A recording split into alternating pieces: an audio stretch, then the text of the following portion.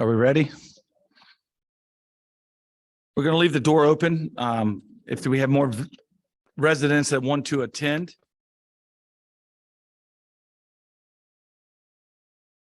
Good evening. My name is Mike Benton. I'm the mayor of the town of North Beach, and I am so excited about what we're going to talk about tonight. This is a long time coming. We like to think about back in the RFP, but really it's 4 years coming. And so much hard work has been put into this that I think we're on the right track. We're going in the right direction. There's a couple items I am going to go over, but really what excites me the most is that we are doing a holistic approach to the town. The complete town is being addressed in all of these plans. For so many years, you'll hear Atlantic Avenue, Annapolis Avenue, Bay Avenue, Chesapeake Avenue, and, the tidal flooding. But we know we truly do have two types of flooding in our town. We have storm flooding, we have coastal flooding, and we are attacking both. And for so many years, whenever we would go out, they would say, well, you need a plan. We said, well, we need the money. They said, no, you need a plan. We're like, all right, time out here. So we need a plan to get the money, but we don't have the money to do the plan. So it was like chasing our tail for so long. But guess what? We're going to have the plan. And it's going to allow us to go after grants and funding that was out of our reach. All right. And I think you're going to like what you see tonight, but tonight's not the end of it. Tonight is just goes along kind of with that questionnaire that a lot of people filled out. They got information back to us. And for those in the room that did not have that opportunity to do that, that's why you're here tonight. For those that were on Zoom, you're going to send your information to info@northbeachmd.org. And then we will get those answers for you. But this is truly a huge step in putting a plan together to address both stormwater and coastal flooding. And I think that in a couple years, as we continue to go through this process and we have a two-pronged attack on this, we're going to continue to see vast improvements in our town. We're joined tonight by many volunteers of our flood committee that was stood up about 4 years ago, that has worked tirelessly on this, has worked hard on this. Many phone calls, emails, meetings, Zoom calls. And I think their work's going to be, you're going to see their work tonight. We're also, I'd like to point out, we have Donnie Bone, our deputy director of the Department of Public Works here tonight, who works hand in hand with the flood committee also, besides all his other jobs he has to do in our town. We have Councilwoman Lauren Kabler, who is our liaison to the flood committee for the town, for the council, who's also here tonight. And we also in the audience have council members. This is a serious situation we're in as a town. And I think by who's here will tell you that we are not sitting back. We're attacking this, and you're going to see some of that great work tonight. But tonight is not about me and the other elected officials, staff. It's about the residents and our guests, the ones that are doing the work, Bayland. And we have Megan and we have Anna with us tonight. They're going to tell you a little bit more about their company, what they do, and what's going on. We couldn't pick a better organization to help lead us through this. And I think you'll see that tonight. But before I turn this over to Megan, a little history. In 2021, we were awarded a grant from the Maryland DNR to develop a flood action plan. And again, I cannot stress enough, for years, we could not get any type of funding because we didn't have a plan. So this is not something to take lightly. This is what we need. This is what we needed. These guys have worked hard. So once we were given the grant, we then had many hurdles that we all learned about to get and select the company to do this. An RFP was done. and the winning RFP was Bayland. Many companies came here, but I truly believe, and I believe most of our staff will tell you that we have the best company doing this. So the RFP went out, RFP came back in, it went to council, was approved to move forward. Tonight is really just the beginning for all of you. You've probably seen their staff around town walking around, doing measurements, climbing in manholes all over the town. Key word there, all over the town. San Francisco, Greenwood, Burn Oaks, down to the bay. The key to this plan is the holistic approach. It's not an easy solution. It's going to take years and years. It's going to take plans. It's going to take steps to get to this point. But we're going to have a plan that makes sense. And it won't be, well, let's address this issue. And we're not jumping around anymore. We're actually put the plan in place. So tonight, it's about you asking questions if you have questions. I'm not saying you're going to get all the answers tonight, but what you will have is the opportunity to speak and ask your questions. We will collect the questions. We'll get the answers to you. We'll do the best we can, just like we did with the survey, to make sure that we're answering any of your concerns. But tonight is the first step. With that being said, I'd like to go ahead and bring up Megan up, and she will take over because truly what she has to say is a lot more important to me. So thank you so much. Thank you, Megan. Yep. Hi, we're glad to be here. If you want to go to the next slide.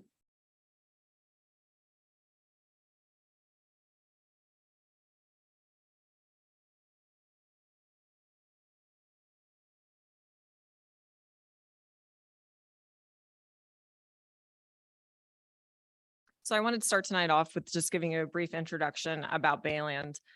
We are an environmental engineering firm that was founded in 1995, and we're a group of engineers, planners, and scientists, and we specialize in projects at the land-water interface. We have 3 core practices. They're the stream and ecological restoration, stormwater management, sustainable site development, and marine dredging and shoreline. So these types of projects that are coastal stormwater compound related, they're the core of what we do. I'm Megan Barnett. I'm a senior project manager, and I'll be leading the stormwater component of the project. And with me, I have Anna Johnson, who's a coastal engineer. And as it says in her title, she'll be leading the coastal components of the project. And Sapir Baharlu, he is a founding principal, and he's been in this business for 35 years, and he will be doing the internal QA/QC of the plan as we develop it. So tonight I'll give a brief introduction, and then I'll get into the field investigations we performed and how that developed our existing conditions that we used to do some coastal and stormwater flooding analysis, what that analysis gave us in helping to identify priority areas, and then the next steps where we're going to go from here. So I'm not going to go too much onto this. The mayor stole my thunder and talked about a lot of this. So as you guys know, you live and breathe it. The town is experiencing much more heavier, frequent flooding. It's both compound due to stormwater and coastal. So a long-term plan needs to be developed to address this flooding. So the flood committee was developed, and they've been working very diligently on this flood action plan. We were the consultant that was competitively selected, and we kicked this project off in May of 2022. So we started with information gathering. The town provided us a lot of great data and maps. They had some maps of the existing storm drain infrastructure throughout the town, tons of photos and videos of flood events. So we took that, cataloged it, and then our staff hit the ground running, and we walked the entire town block by block. We mapped additional storm drain infrastructure that might not have been on the maps provided by the town. We documented drainage characteristics, erosion and flow patterns, and we also identified areas throughout the town that might be suitable to install stormwater best management practices that will help provide flood relief. So we looked at parking lot areas, green open space areas, and some of the town open alleyways. We also located and mapped shoreline features that Anna will get into in a little bit. and identified locations suitable to provide some coastal flood mitigation measures. And then back in the office, we put all this information together and we determined what elevations of the drainage, roadway, and shoreline elements we wanted surveyed, because we'll need this data when we develop our mapping and our mitigation solutions. To get the elevation map of the town, we use LiDAR, which stands for Light Detection and Ranging data. This was publicly available data from the county, and we were able to create the elevation maps. And you can see the northeast corner of the town is the lower lying elevation, and it gets higher as you move up, with the Sanford by the Bay Area being the highest elevations of the town. We need to use this LiDAR topography in the development of our hydrologic model, and also it'll supplement our critical elevation survey when we're developing mitigation solutions. So to give an overall global view of the drainage system, here is the map of the storm drain infrastructure for the entire town, some provided by the town mapping and others we picked up in the field. The drainage areas to the storm drain system for the town are very large and developed drainage areas. For example, the drainage area to the 5th Street outfall is approximately 80 acres, 40 of which do come upland from the county. I mean, that's a huge drainage area going to one single point. It's also very developed, so there's not a lot of green space for stormwater to be able to absorb and infiltrate into the ground. So you're getting a large volume of water when it rains. That with the storms are now more intense and frequent than they used to be. So the infrastructure that was installed decades ago is no longer sized to handle today's storms. We mapped approximately 15 outfalls along the bay. All these outfalls are below mean low water, which means they're perpetually backwatered. And then as you go further up into the system, it might be backwatered part of the time depending on the tide. And that condition permits sedimentation. So even if it's not backwatered, it has sediment and that takes up capacity. So when it rains, you're getting this large volume of runoff that is not infiltrating, it's just shooting into the pipes. And as you move down, the pipes are already at capacity. So the system is just overwhelmed. And that's why you're getting this frequent flooding. And now I'll turn it over for Anna to give an overview of the shoreline. Okay, thank you. So while we were doing our field investigations for the storm drain system, we also picked up some critical elevations for the shoreline. And this was basically just to kind of look at what structures and features of shoreline do we have around the town. And so as you can see here, the northern part, a lot of marsh area over here by the Burnt Oaks community. There's a living shoreline over here as well that has some stone breakwaters and marsh behind it. There's a berm around this area that helps prevent floodwaters there. But the rest of the shoreline features are good coastal erosion protection, not so great flood protection. So you have the revetment along here that's backed by just a Jersey wall. And then of course the beautiful beach area here, and then the boardwalk with just some stone protection. And these are, you know, photos of the different shoreline features that we picked up.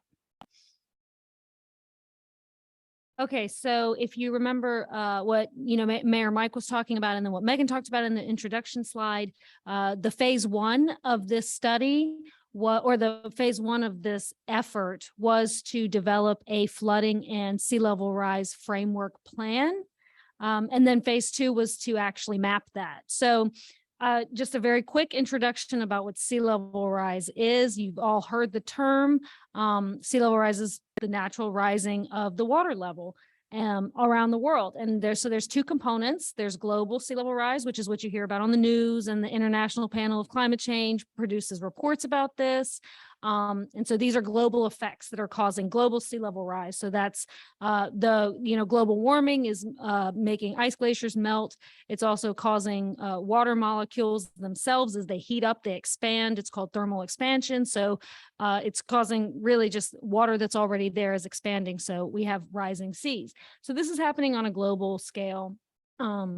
And then you also have relative sea level rise, where local effects are helping or hurting what the global effects are doing. So you have plate tectonics. If plates are moving towards or away from each other, it's going to impact land subsidence. So land subsidence is when the land is actually sinking relative to the water level.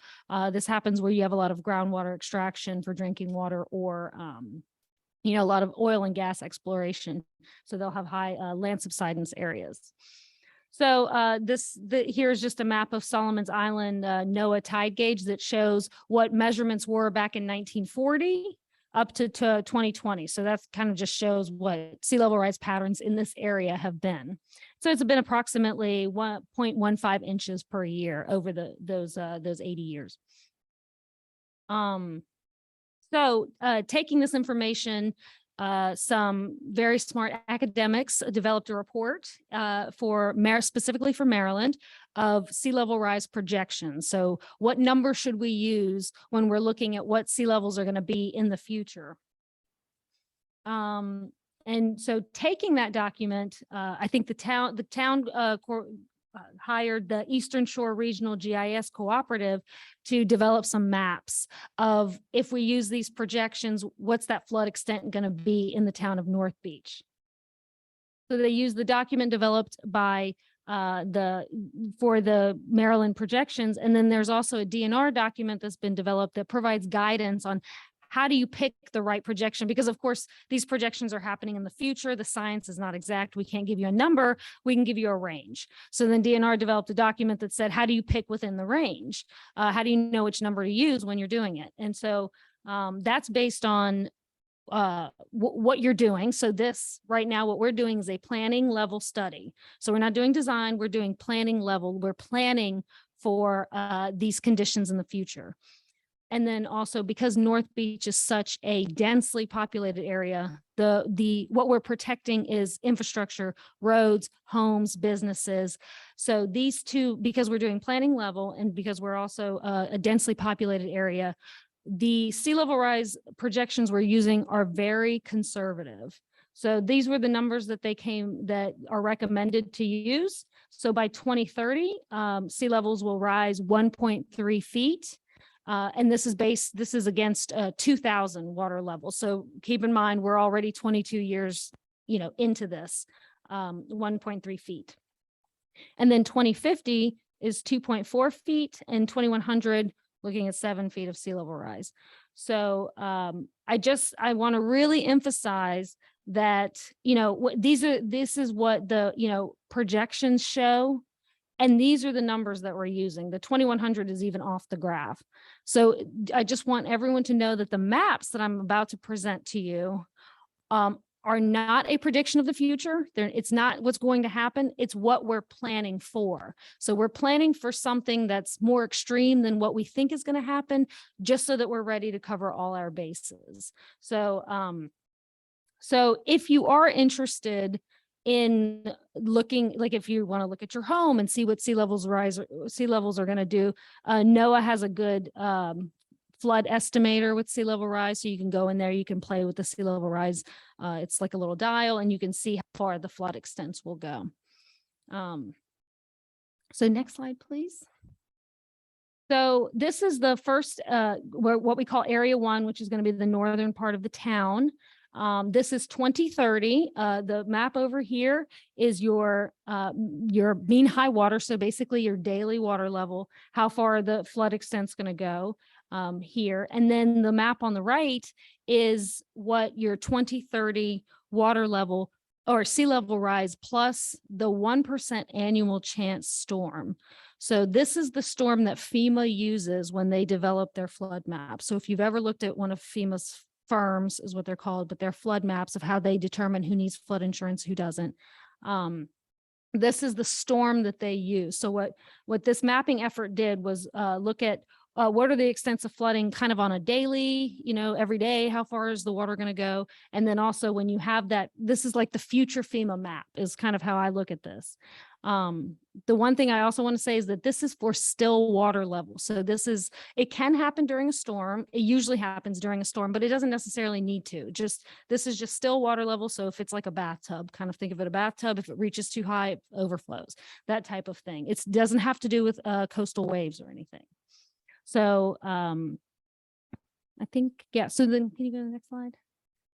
And then so area 2, which is the southern part, you can see by 2030, there's no areas that are really flooded.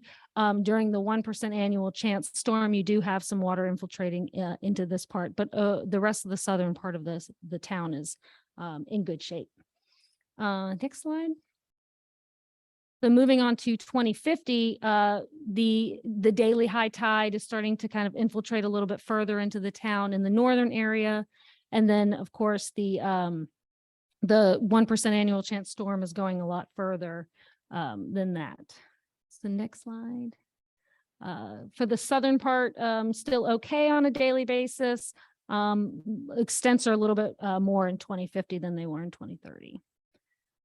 Next slide. And then this is 2100. Once again, this is with 7 feet of sea level rise. The northern part of the town, this is your daily water level. I just want to say that when we're coming up with these mitigation strategies, we're not looking at this. This is very, very far in the future. There's still a lot that the human race can do to kind of prevent this type of situation. The confidence range of this number being the right number is pretty low. So this is just kind of for informational purposes. But it's not something that we're going to use as a tool when we're developing these strategies. To design to this would be a bit impractical. So, but it's information that's there. So you're more than welcome to it. And then next slide. And then this is the same area, the southern area with the 2100, 7 feet of sea level rise, and then the storm. Next slide. And then for the San Francisco by the Bay area, or on the bay, by the bay, sorry, by the bay. I just want to point out that, so these were the maps that were developed for that area. And as you can see, basically, it's of high enough elevation that it's not going to be a concern from a coastal flooding standpoint. So even with the 7 feet of sea level rise and the 1% annual chance storm, you have water in marshes and open space, but you don't have water reaching infrastructure. So you don't have water on the road. You don't have water, flooding people's homes or anything. So this is also just informational purposes here, but we're not going to consider it moving forward from a coastal flooding standpoint. Slide. Okay, so what I've talked about up until now is coastal flooding from still water levels. So that's just an elevated water level that could or could not occur due to a storm.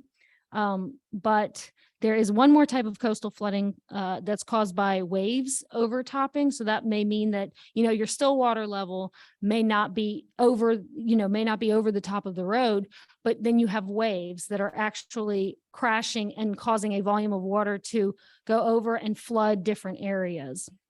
So the way to determine, what this type of flooding is, it's called wave overtopping, and we do a wave overtopping analysis, is where we look at, different storm events. And then we have this graph, which you may not be able to see, it's a little bit small here, but this was developed by the Army Corps of Engineers. And basically they can say, depending on the volume of water that's overtopping, at what point is the road going to be damaged? At what point is it going to be safe for vehicles or pedestrians to be using the road? And so that's what we did. We looked at, let's look at the blue line is the 50% annual chance storm. So there's a 50-50 chance you're going to get a storm this big in any given year. So it has a wind speed of about 40 miles per hour. And so you see this blue line here. So this basically says that even for a storm this frequent, what the current, so like for Atlantic Avenue, you're basically going to have flooding that could potentially damage the road, is absolutely not safe for people or vehicles to be on this road. So that was our overtopping analysis. And then when we come up for strategies to help this area, what we're doing is we're trying to bring this line down. So we're going to speak with the town, with the flood committee, and we're going to say, okay, what do you guys want to do for a storm that has a 50% chance of happening in any given year? Do you still want to be able to drive down the street? Do you want to be able to walk your dog still? What do you want to do? At what level do you want to be safe? And then we'll design a solution that'll get you there. And so when we come up with the right threshold, that'll move this line down into kind of this range is where we want to be. And that will tell us that our strategy is going to achieve the goals that we're hoping to get. So that's basically the analysis that we did for the coastal flooding component. So now I'm going to hand it back to Megan to talk about the stormwater flooding analysis. So the stormwater flooding analysis is just the quantitative of the global overview I gave a few slides back. Stormwater flooding looks at what's called hydrology and hydraulics. Hydrology is the amount of water that's going to flow to the storm drain system, the volume. It considers several factors, one being land use. So how much of the area is impervious, like roads and buildings, how much is grass and woods. Obviously, the more buildings and paved areas you have, the higher discharge rate you're going to get because you don't have that water infiltrating. It considers soil type. Are the soils more high infiltration, low infiltration? The town does have lower infiltrating soil. So once again, that's going to just increase the volume of runoff into the system. It considers the topography and slope of the storm drain system. How quickly is this water going to move? And then it takes NOAA rainfall data for intensity and the distribution of how that rainfall would occur over a certain time period. And then it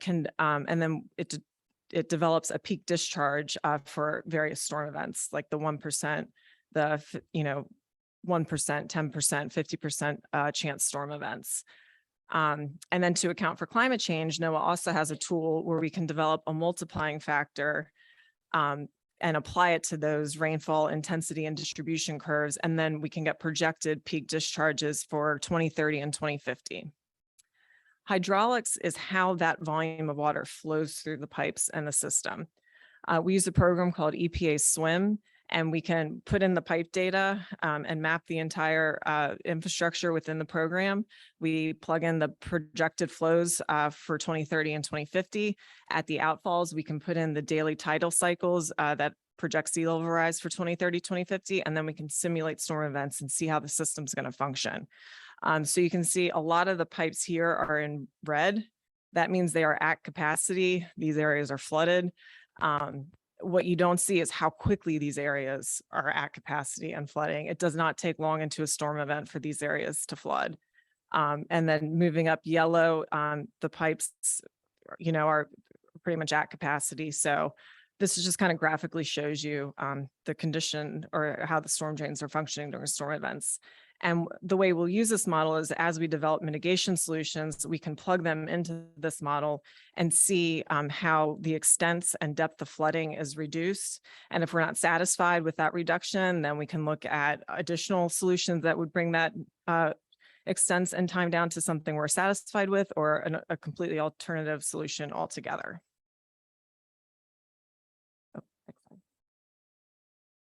So we use the coastal and stormwater mapping to identify these initial priority areas. Those are shown in orange. The town put out a survey questionnaire on the website, and we got really good feedback, so we appreciate that. And those areas are shown circled in blue. There were also some town-wide comments about maintenance of culverts and road shoulders. So while we can't graphically show town-wide comments on a map, they are noted. So we just want you to know that. And here's a link to the survey. If you haven't had an opportunity to fill it out, we encourage you to do so. We're going to keep going with the presentation. I'm sure this is something we're going to want to come back to. We're almost done, and then we'll open up for questions, and we can come back to this slide if anyone wants to take a longer look at it. So the next steps, Anna's going to talk about how we perform the vulnerability assessment.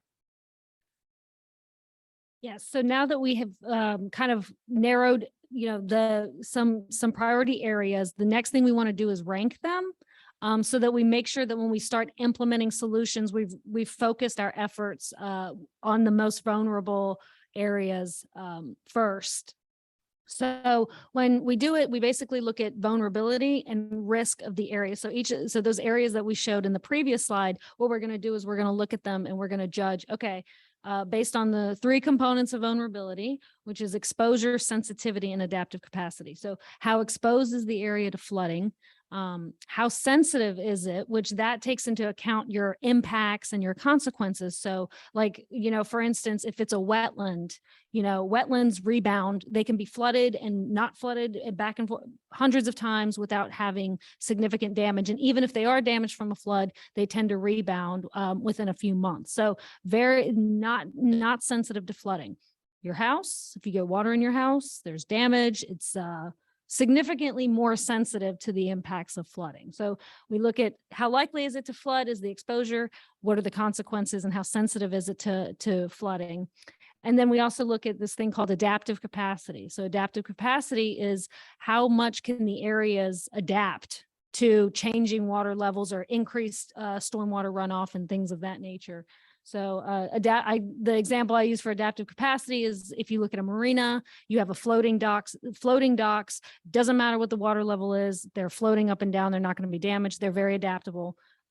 If you have, a structure that can't adapt like that, it's going to be flooded, it's going to be damaged, that type of thing. So we consider all those things when we determine what the vulnerability is.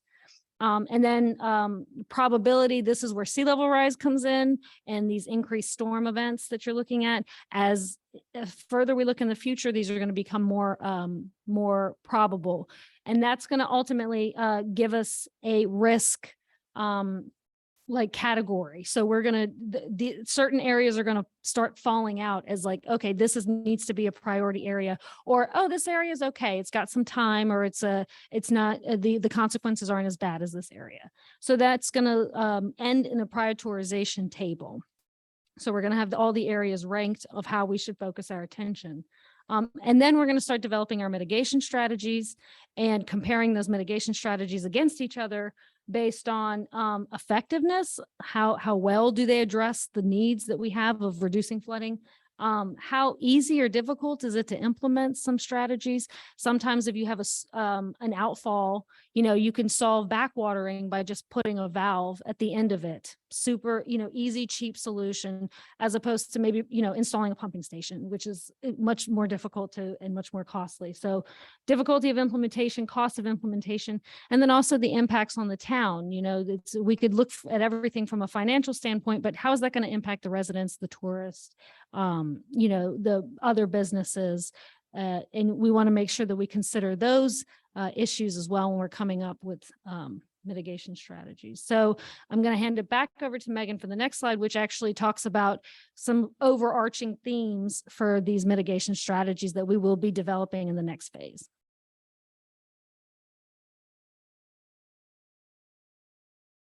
So the big part of this plan is developing the mitigation strategies.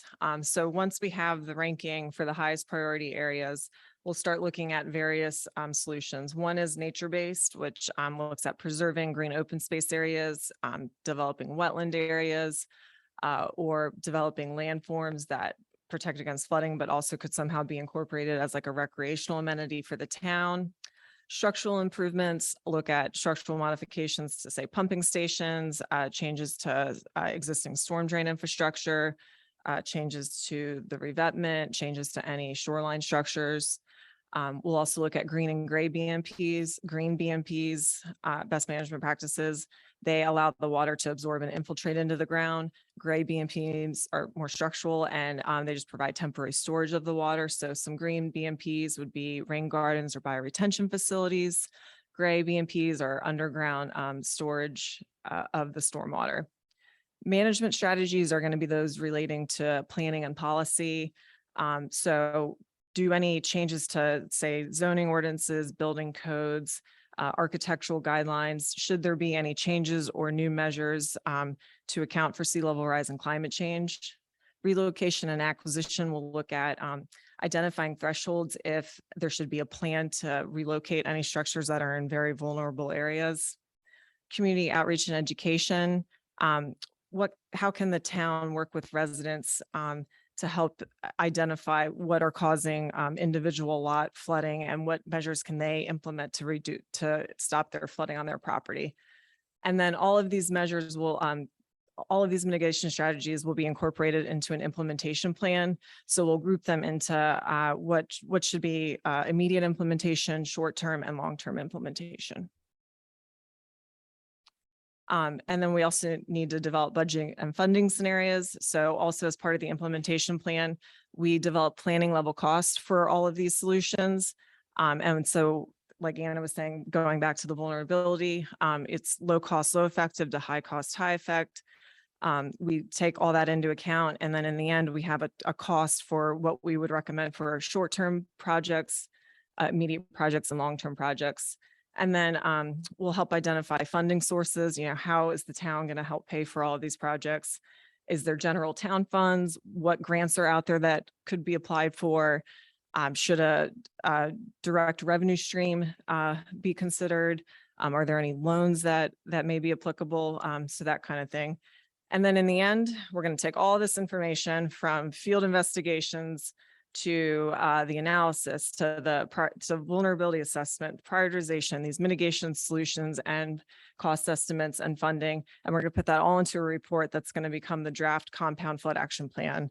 And then we're going to come back here and present that to you and get your feedback. And then we'll go ahead and incorporate any comments and finalize the flood action plan. And the time frame for all of that is going to be spring 2023. So that wraps up our presentation. I don't know if the mayor or the flood committee has anything to add before we open up the floor.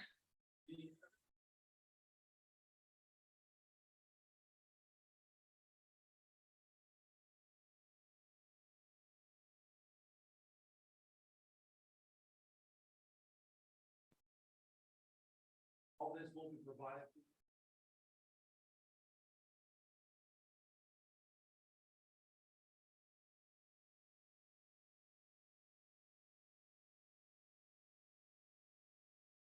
Okay, so any questions, comments? Yes.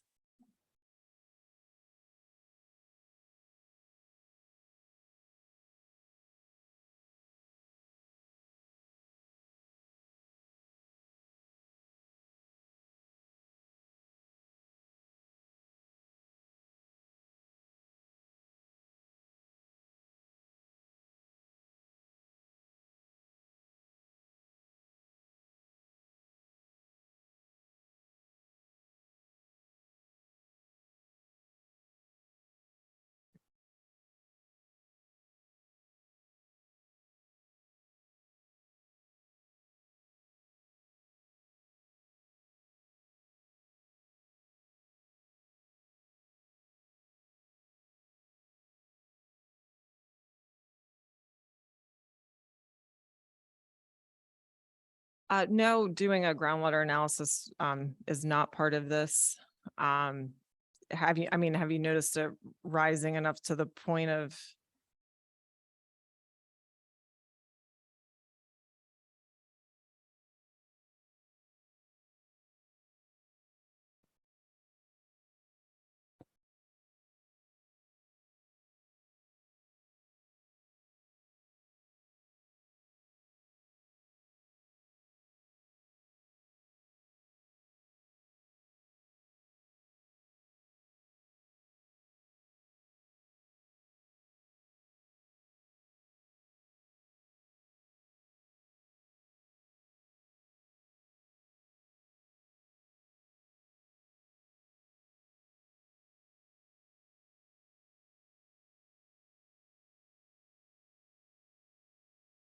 And groundwater can fluctuate. I know we've had higher levels, especially a couple years ago where we had record rainfall events. We had projects under construction. I remember that what they had to do for dewatering was just unheard of.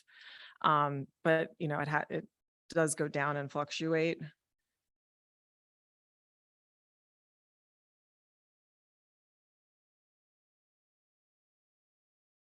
And where on the southern end of town do you live? First and Erie? Okay.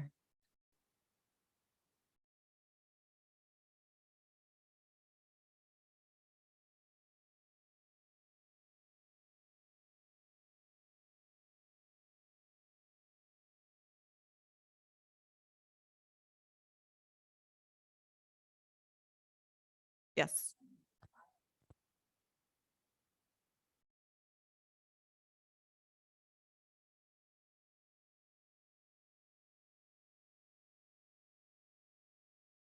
Yeah, I do believe, the plan is, since they have runoff contributing, to see, what they're involved, how they could help. So when we look at the funding scenarios, that's going to be one source we look into.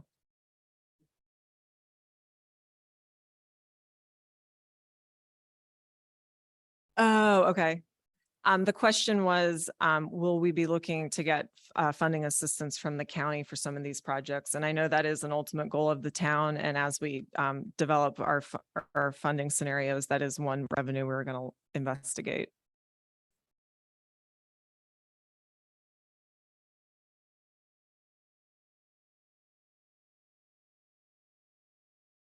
Mhm.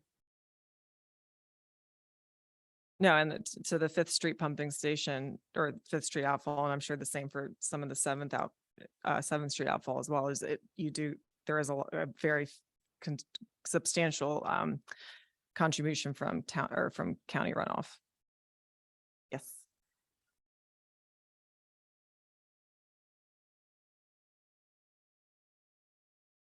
So the question was, for a town or project of this size, how long does implementation take? Immediate, we normally rank, I believe, projects implemented within 0 to 5 years. Short term is 5 to 10, and long term is, projects implemented between 2030 and 2050. So it's a long time frame, because to completely provide resiliency for a large area, it takes time, it takes money, and so that's why we phase these projects and rank them to what should be considered first, and then as sea level rises, we can then focus on other projects. Try to have everything implemented.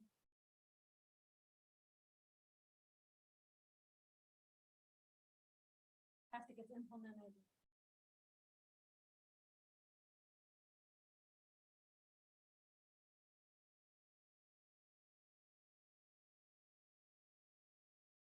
Yes.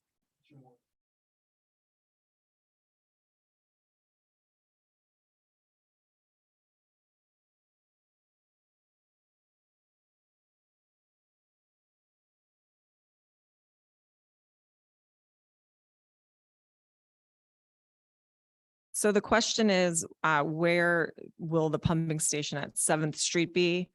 We have not started the mitigation solutions yet. Obviously, we know there's going to be a pumping station. I know the town has some preliminary plans. If that location is set as part of our project, we were going to look at, kind of what pump should be installed, but if the location is set by the town plan.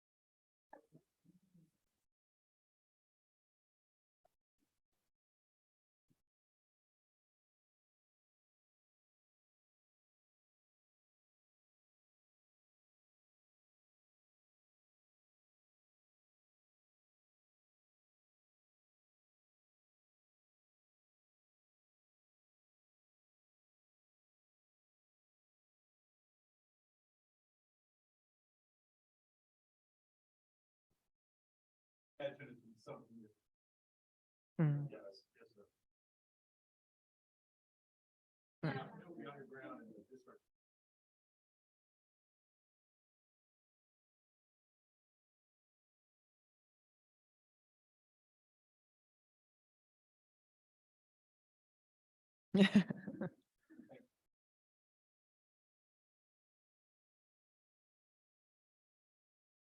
Yes.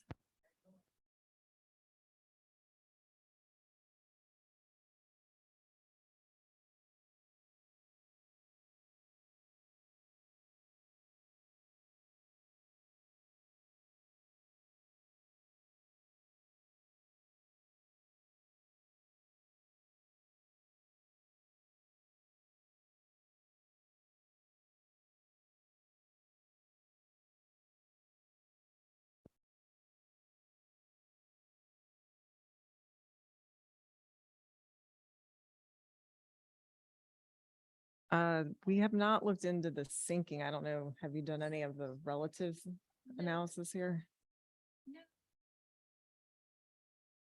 We haven't like done any kind of like.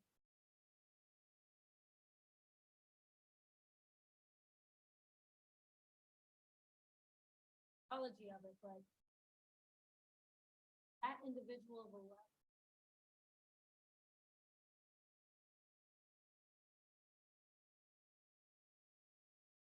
Based on other areas in the world.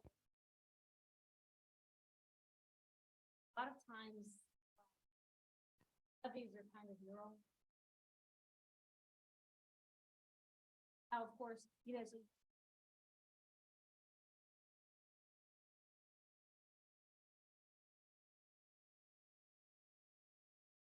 Like to do that as a last result.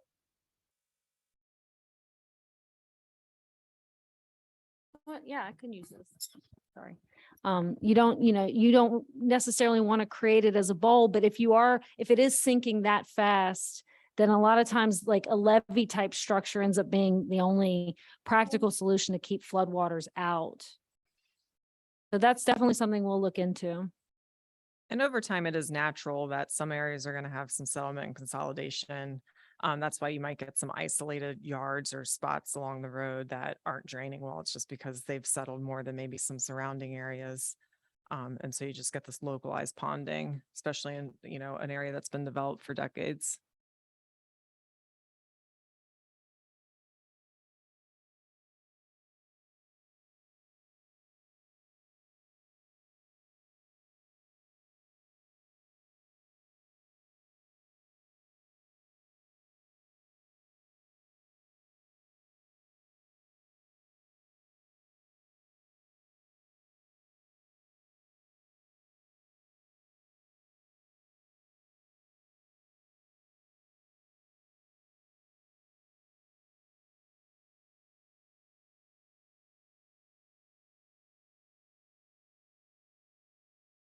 Yeah, all of Maryland is basically, unfortunately on the sinking, like you said, the rebound. There's times where after the ice age, when the glaciers, the weight of the glaciers, were pushing down and then they melted. So there was some rising, and now we're kind of correcting that rising. So Maryland itself is, I think the Eastern Shore's a lot faster. I think it's noticeably faster than the Western Shore, but that is one contributing factor to the sea level rise in this area. That relative sea level rise is faster here than it would be on the global scale.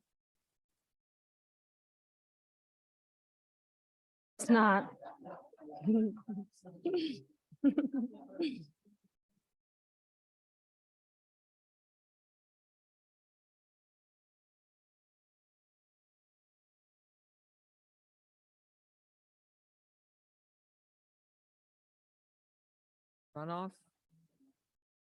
Runoff, absolutely. That's a lot of projects we work with. It's trying to find ways to implement stormwater practices because there are communities that were developed before stormwater management ordinances were in place. And just from the upstream development, these stream channels are getting washed out. There's not, erosion of steep slopes, and it's all just due to, increased development and runoff. Yeah, from a land subsidence, I actually don't know. I don't know if there's been any documentation that developed areas that have a lot of impervious area are actually sinking faster or slower than natural areas. That's a good thing to look into, though. I mean, you have the weight, so I mean, over time, there is consolidation of soils. But a parking lot, it's not like a huge building or a huge weight relative, so.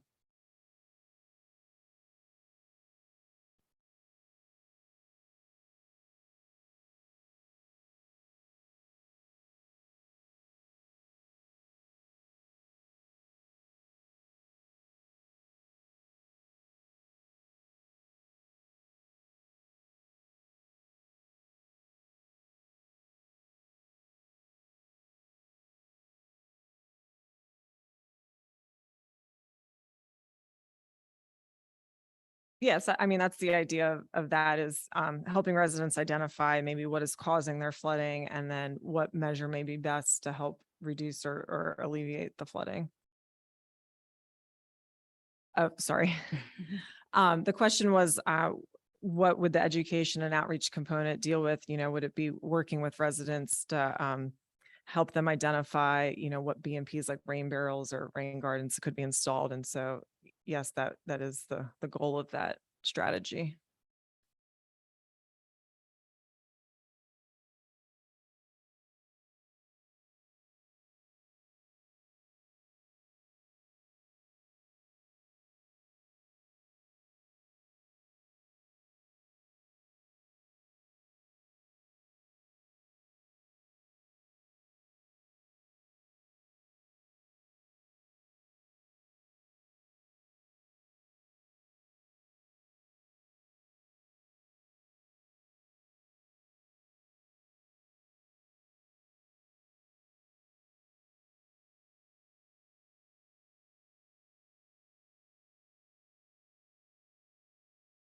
Any, oh, not loud enough. My high little baby voice. If you have any questions about the PowerPoint or especially any suggestions about areas that we might be missing, we got about 41 comments through a survey, which is pretty exciting and some really good input. But this is slide 20 right here, and we want to make sure that we are addressing all areas in the town that are problem areas. So take your time with that a little bit. If you see anything that's missing, please let us know. And you can just email me or Dawn or anyone at town, and we'll make sure that your concerns are addressed.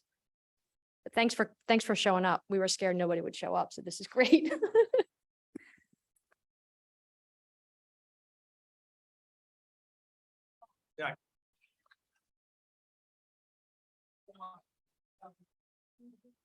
Oh, we can't stay here.